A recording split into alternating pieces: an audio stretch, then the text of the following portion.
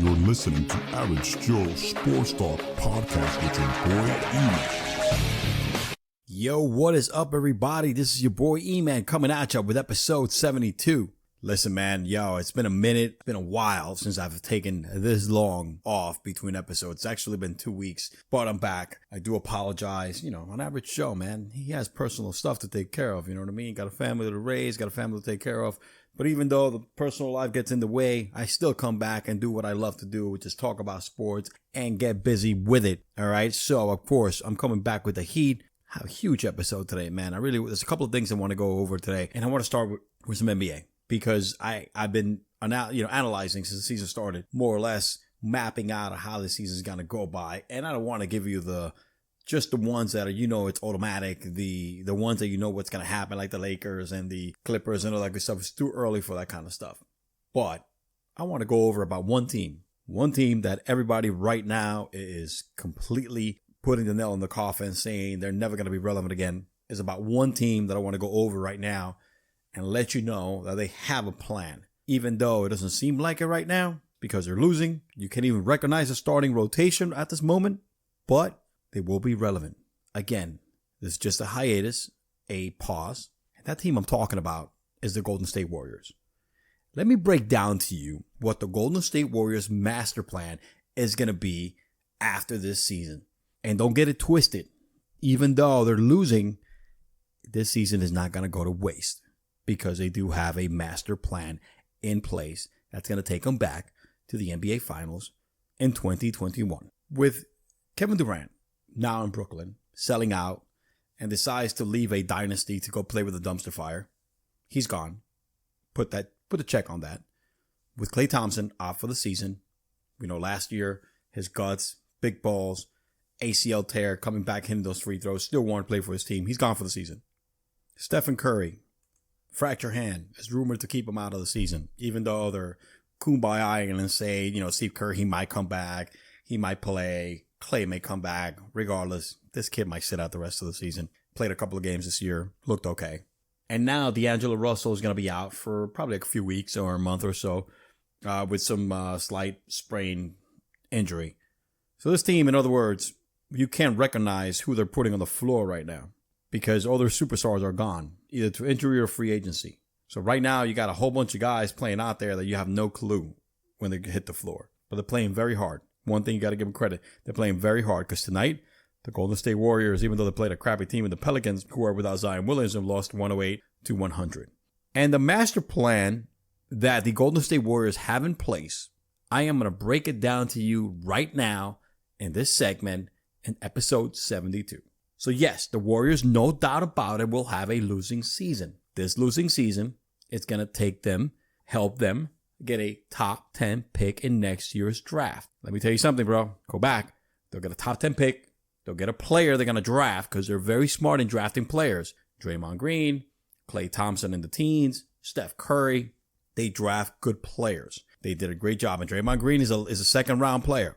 But also, with witnessing the development of Eric Pascal. This kid right here tonight, actually, in the loss of 108-100, had a monster game. Our buddy Pascal dropped 30 points.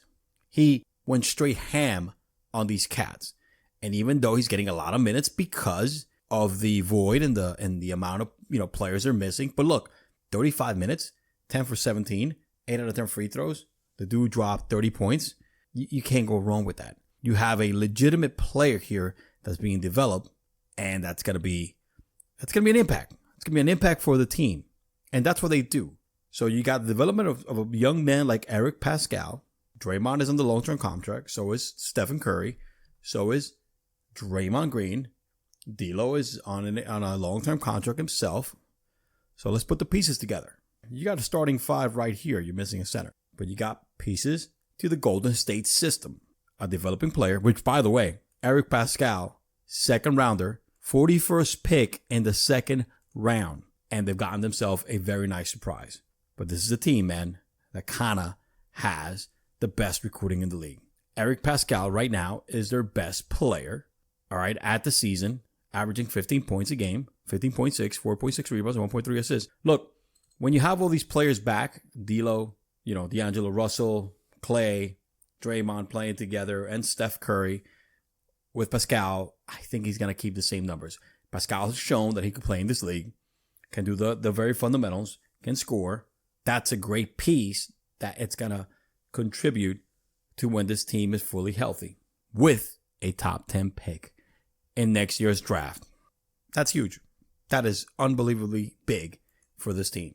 Apart from that, this team, once it's fully healthy, will have enough cap room to sign multiple or a big free agent that's going to contribute to this lineup. Let's break this down again. Steph Curry will be back.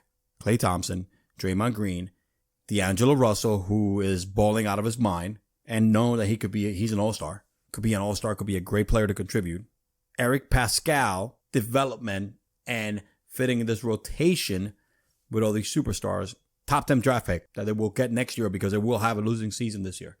And also enough cap room to sign some nice pieces in the next free agency market. That's the Golden State master plan, my friend. They're not stupid. They will get what they need to get.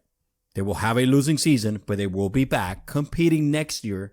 Don't be surprised. NBA Finals 2021. All right? Because that's the kind of team that team is. That's a great organization. They have great minds in the front office. They draft well. Draymond Green, second round. Eric Pascal, second round. Clay, 13th or 12th pick or something like that. Steph wasn't even that high either. They keep adding these pieces. Looney, second round kind of guy. They got D'Lo now. D'Angelo Russell. They will have a top 10 pick next year, and they will get the right guy. And a lot of money. Not a lot of money, but enough money to sign free agents. Key free agent players that will contribute to the system. Don't get it twisted. This losing season for the Golden State Warriors is not going in vain. On the other hand, they will take advantage, seize the moment, and reap the rewards from all these injuries this year, from all the losses, and they will be back to a contender in the 2021-22 season. I'm telling you, man, you actually heard it here first. Before any other radio station or any other sports analyst does, I am calling it right now. The master plan will work for the Golden State Warriors, and they'll be back in the playoffs and contending for a championship next year. It is what it is. You heard it here first. Your boy E-Man said it. Moving on. Russell Wilson, man. Even though he didn't play this weekend, I had this on my notes that I needed to talk about Russell Wilson because in my mind, Russ is leading the MVP race this year in the NFL. The dude is a legitimate beast. How unique this guy is, how much of a competitor and a warrior Russell Wilson is, and the kind of season he's putting together, he has to be your top dog for MVP so far this year up to this point. Right now, they're in second place in the NFC West after San Francisco, who's 9-1. They're 8-2. Russell is doing what Russell does, puts his mediocre team on his back and takes him to the finish line, just like he did his rookie season with that great defense. His regular season stats are on fire. He had another fourth quarter comeback last week and on Monday Night Football. But so far this season, he's thrown for over 2,700 yards, 23 touchdowns, and 2 interceptions. And I forget how many fourth quarter comebacks. I think it's 4 out of the 8 wins or something like that. But that's a stat that actually, kind of blows me out of my mind. Russell Wilson is such a clutch quarterback with his unique skill set. Russell right now is tied for number 23 of all time in fourth quarter comebacks. He has 21 of them. All right, since he got drafted, since he started playing in 2012, 7 seasons. Now, you know what? The quarterback that has the most fourth quarter comebacks is Peyton Manning with 43. All right, but Peyton Manning played from 1998 to 2015. That's unbelievable. Look at Brady. Brady has played 19 seasons, 2000 to 2019. He has 35. But what Russell is doing is so special right now in his short-lived career. Definitely due for an MVP this year. Come on, 23 touchdowns, 2 picks. That's what he does. Russell is one of the few quarterbacks, or the only quarterback that does and has a unique skill set. How he's able to react on the clutch.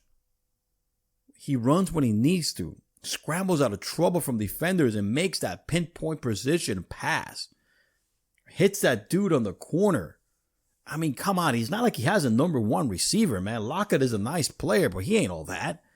The rookie I forget his name right now, but the rookie is really Metcalf. He's really good, has the size, but he's not there yet. Carson is a mediocre back. All right. He's even a second rounder. Fumbles the ball like crazy. But what Russell Wilson does is unreal, how he gets out of trouble and is able to react, have enough sense to make the right play, whether it's with his feet or throwing the ball. 23 touchdowns, 2 interceptions. Sick. Very insanely sick. Right now, if it keeps on this pace, which is a stat that I'm not a great fan of, fourth quarter comebacks, it shows that you're clutch, but it also shows that you're from behind a lot, so that means your team is not that great defensively, even though the Legion of Boom was nasty when he won that Super Bowl, and he was one pass away from, beating Brady. So anyway, it was a bad call by the coach anyway. They should have given it to the Beast, Marshawn Lynch, and they would have definitely won that season. But anyway, going back to that, this dude is just a unique talent that nobody else in the NFL possesses. I hate it when Baker Mayfield gets compared to Russell Wilson, because Baker Mayfield will never be able to wear Russell Westbrook's jockstrap. He doesn't have the mentality, the clutch gene, all right, the smarts, the ability, all right, and also he's a great humble dude that, keeps his head level. He keeps a level head and stays down, unlike Baker Mayfield. So I hate when they compare players like Baker Mayfield to Russell Wilson, because it's an insult to Russell Wilson. Legacy and ability on and off the field. The dude is just on a different level, and he's definitely winning the race, the MVP race this season this far.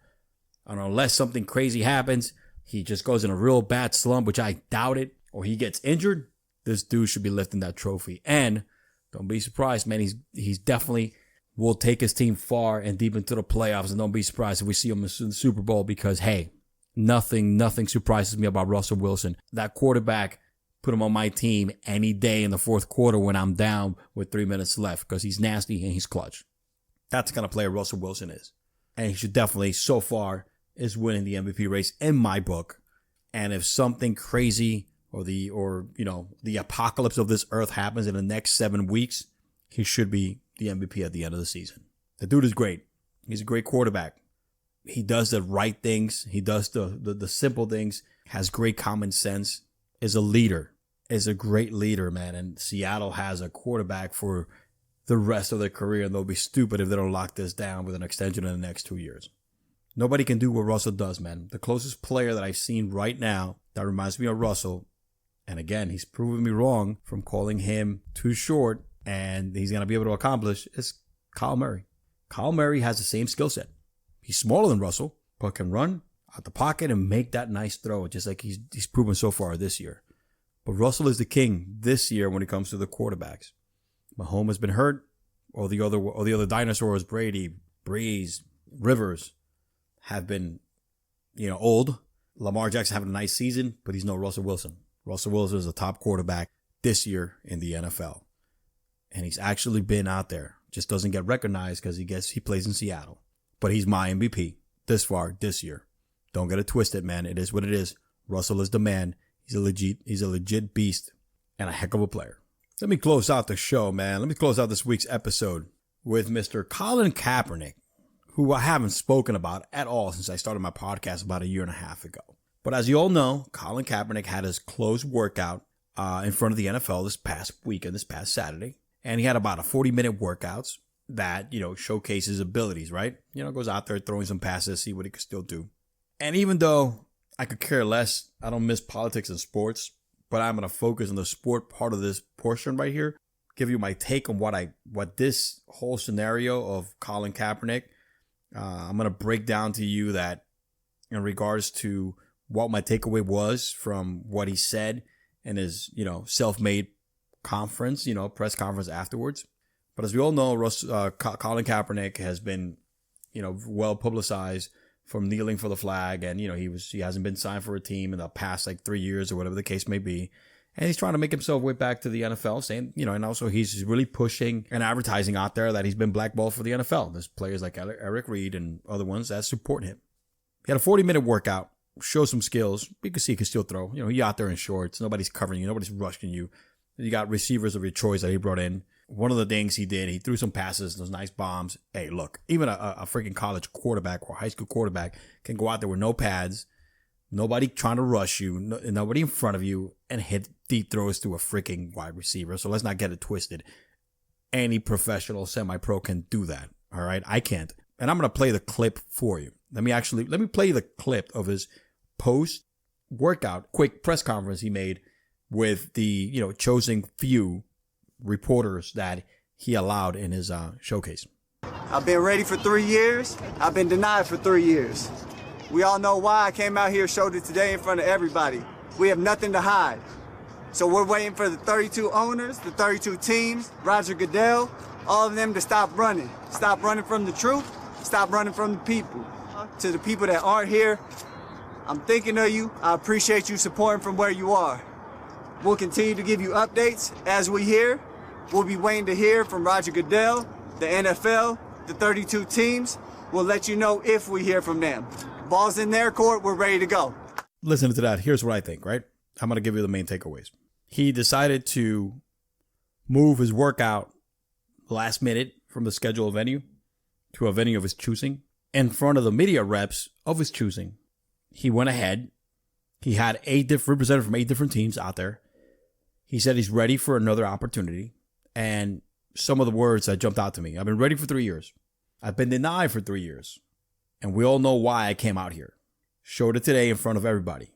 So we're waiting for the 32 teams, Roger Goodell, and all of them to stop running. Stop running from the truth. Stop running from the people. We out here. We're ready to play. So again, I don't know if there's a lot of legitimate feelings about what he just did today and his words. Because he's still accusing. We're ready for 3 years. I've been denied for 3 years. We want the 32 teams to stop running.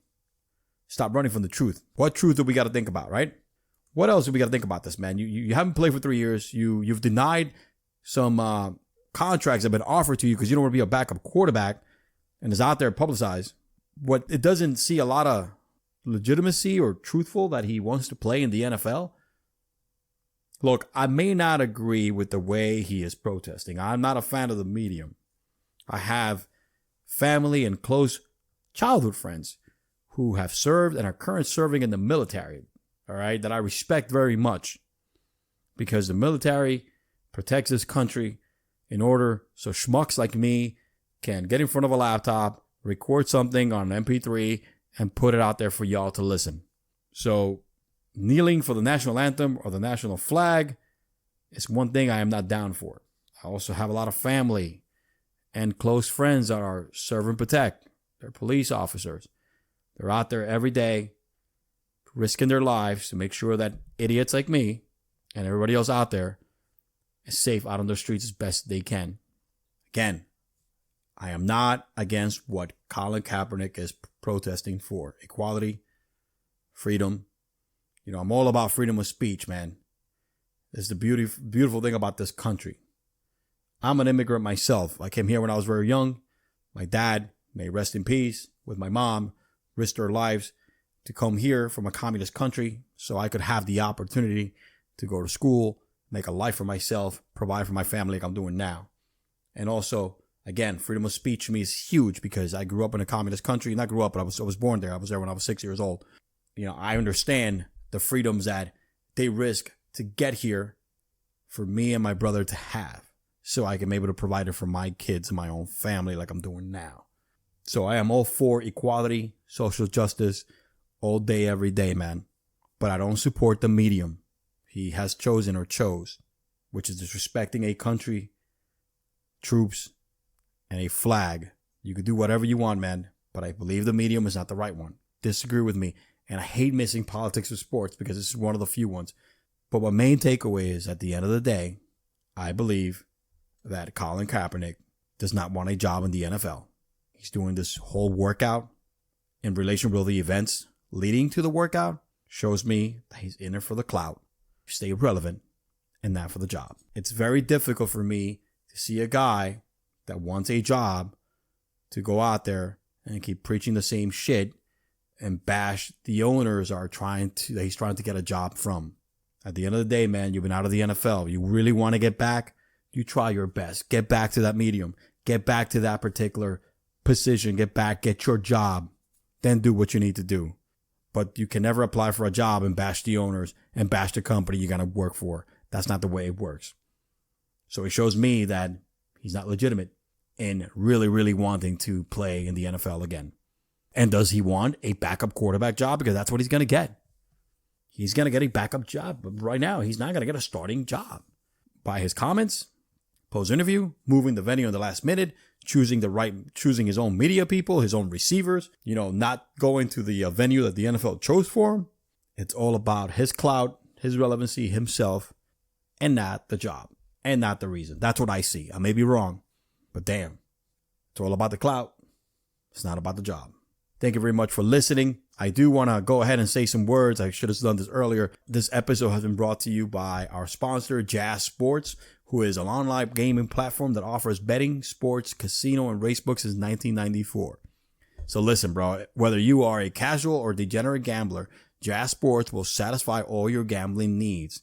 Click on the link in the description, which will be right below, to sign up and use my promo code EMAN150 for 150% free bonus play. Yo, 150% free bonus play. You can't go wrong with that when you sign up with my code EMAN150. Go ahead and check out their also additional monthly promotional bonuses because they have a lot. So don't forget, check out Jazz Sports by clicking on the link in the description below and use promo code EMAN150 for 150% free bonus play. Now go get rich, boys and girls. Do your thing. Get that cheddar. That's all I got for you guys today. Thank you very much for listening. I appreciate the love. Took 2 weeks off, man. Had a lot of things going on, but the downloads were blowing up. We're still coming in strong. Appreciate you all. My loyal listeners, I appreciate you all. My new listeners, welcome aboard this crazy ass ride. Follow me on Twitter. Check out the link, the description. I'm sorry for you have all the links to all the platforms where you can listen to my podcast. And thank you very much for listening. I appreciate you all. Your boy E-Man signing off. Peace.